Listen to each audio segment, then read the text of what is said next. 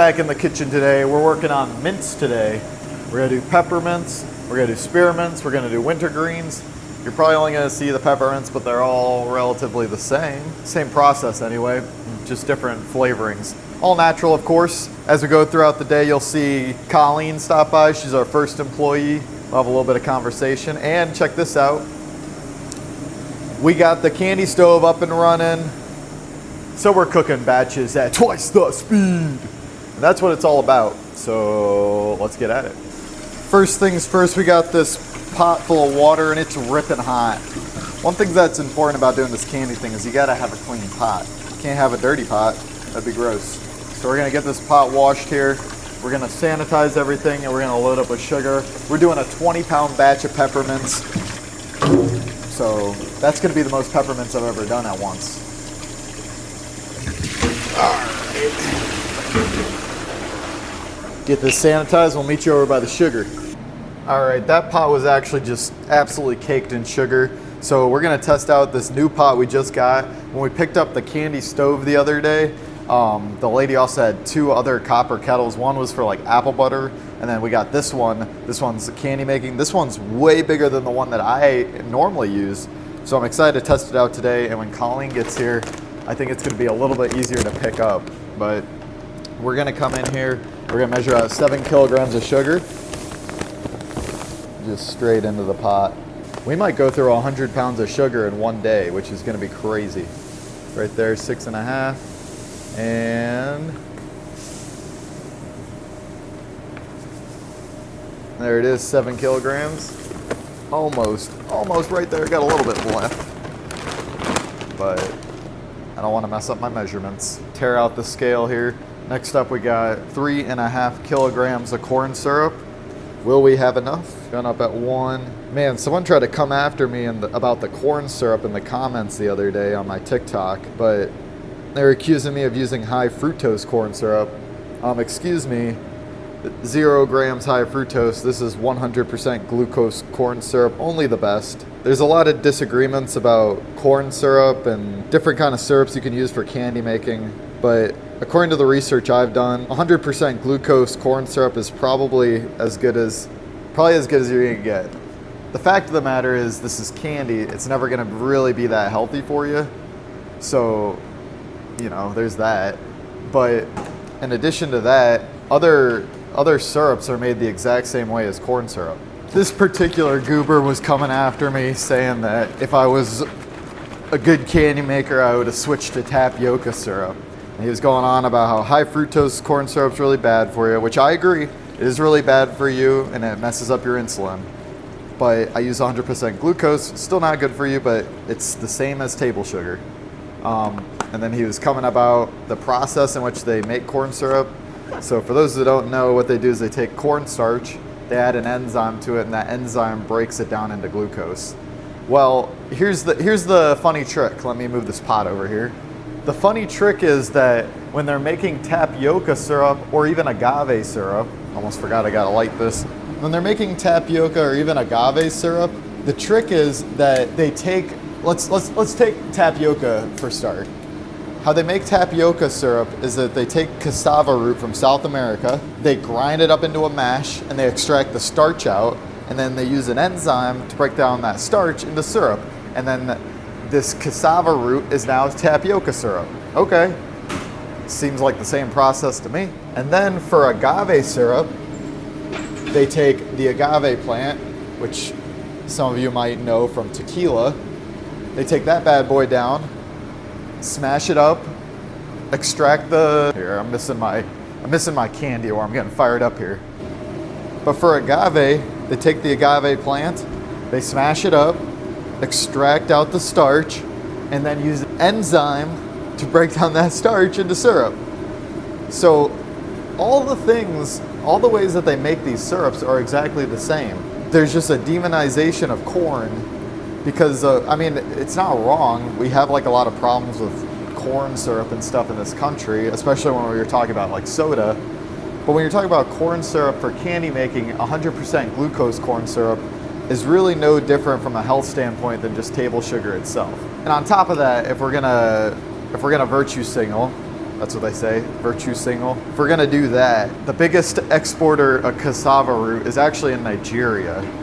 Something tells me they're probably not getting paid all the way. And then if we're gonna talk about agave, do you think that we're paying Mexico enough for that either? Probably not. But corn's growing right here.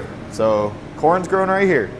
Anyway, don't want to get political on you on a candy episode. Now Colleen's on her way over and she's gonna be weighing out all these drops, so we gotta get them smashed up and in the bins for her to start measuring out back there. So get this going here. Whoa, you see that? The table just flexed. But the best part of this job is breaking up these little candy guys. I know it sounds satisfying on camera, but when you're doing it in real life, it's another level. Just got the call, Colleen's in the building. So we gotta go unlock the door for her, get her down here. We're cooking in the basement of the Slovakian building here in Cleveland. It's a pretty tight place, but we gotta keep the doors locked.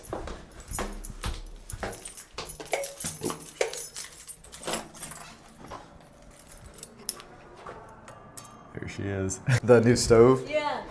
Yeah, we got the new stove going. Does it work? It's working pretty good. We cooked the last batch pretty quickly, or at least quicker than what we were doing. How are you? Wow. It almost boiled over.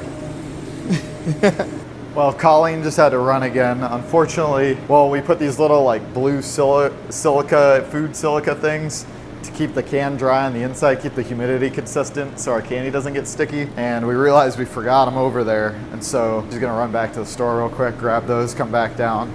And then we should be right about time to dump this candy. Let me show you where we're at. Boiling pretty ferociously. Ooh, got a little steamy there. There we go. But the way it's boiling right there is exactly why this stove is like so important. Before we were cooking on top of this stove right here, and it was taking around an hour and a half to boil that much sugar.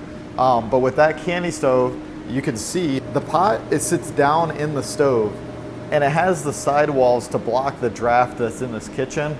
And it just allows the pot to get a lot hotter and maintain that heat and cook quicker. So it's really gonna help us here with our candy production.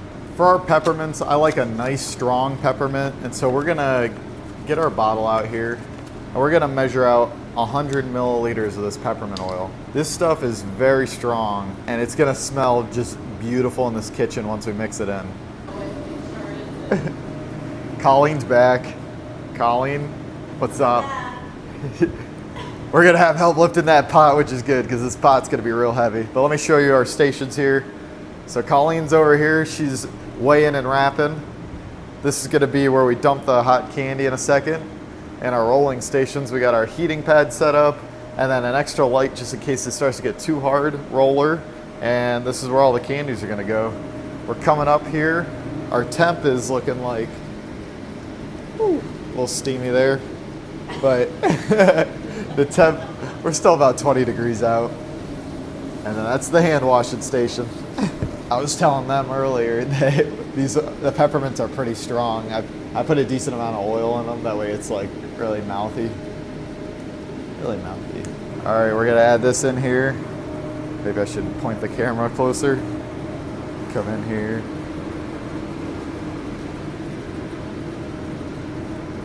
I forgot about the Steve aspect of it.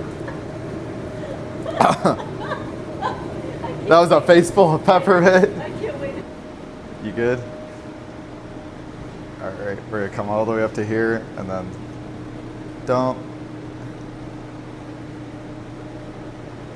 I didn't expect it to have color. Yeah, it's just this amber color. So we cook the candy to 310 degrees and then it comes out this amber color. But when they're all, after you stretch and do all that, are they white? Yeah, so after we stretch it, it incorporates a lot of like little air bubbles and that's what helps turn the candy white.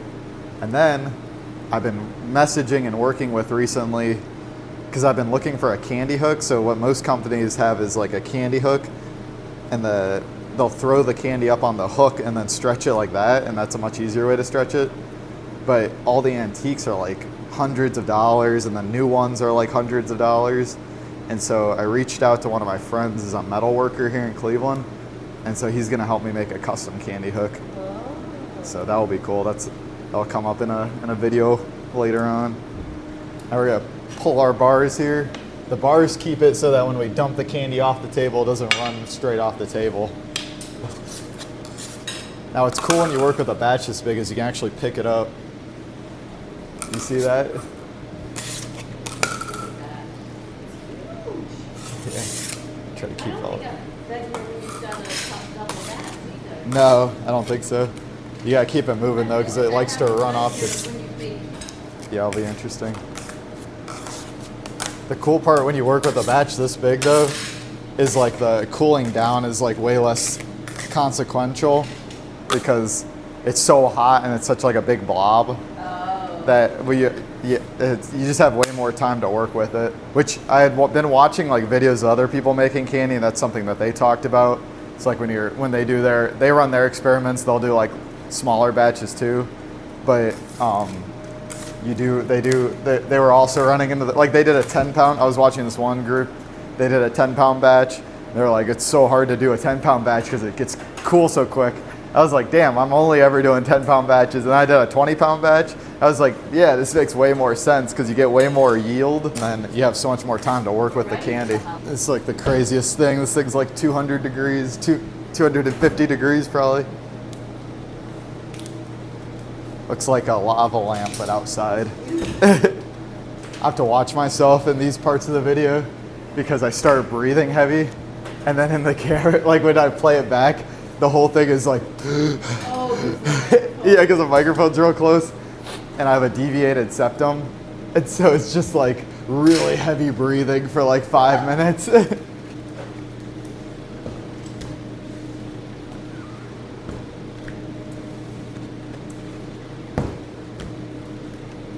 All right, our candy looks pretty good there. We're gonna go ahead, move it over here. This is where we have our heating pad. So we're not quite yet to the point where we have a heating table, but a heating pad works beautifully.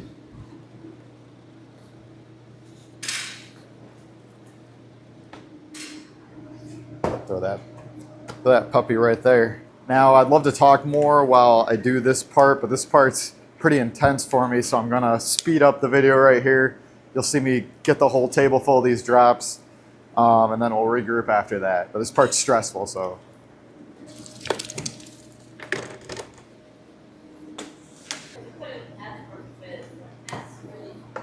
Okay, that sounds good.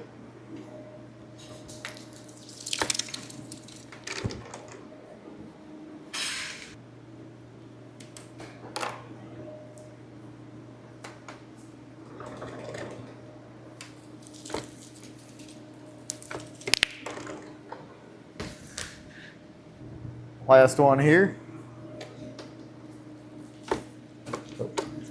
Almost lost it. Almost got stuck in the rollers.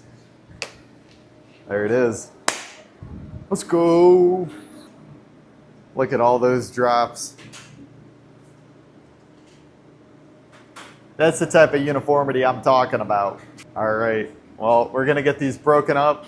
Colleen's going to get them all in tins, and yeah, that's how we do our peppermints. We're going to do 2 more mint flavors, but we'll catch you in the next video.